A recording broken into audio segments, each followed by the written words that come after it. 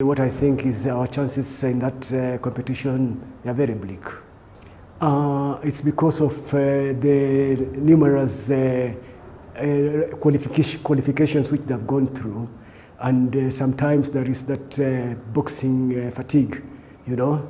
And also I think that the boxing which is being done there is actually, sometimes you find that there is some bias in the refereeing and whatever. But I think it is all the same. I think we are not having a very big chance of getting some medals there. Right. And Abdul, let's talk about East Africa, and specifically here in Kenya. After boxers from this region missed out on the Olympics for the first time in 60 years, what's going wrong? This is just the administration sometimes. You know, when I started boxing, we had Major Masden Madoka, who was the chairman of the Amateur Boxing Association of Kenya. And you know, the money which is normally catered for by the government for sports is have to be divided amongst many clubs. So he went out to look for promoters who would come in and chip in, so that we could get some fights abroad, like Bangkok and Philippines. You know, during those days, the Kenya team was very busy actually. So right now, we are not even having those international fights. We don't have this East and Central African boxing championship anymore. And we think that that's one of the problems which we are facing the Kenya or East African boxing.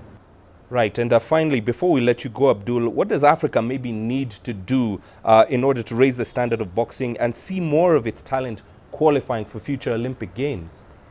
This is a very big problem right now, because we don't have anybody in the Olympics this year.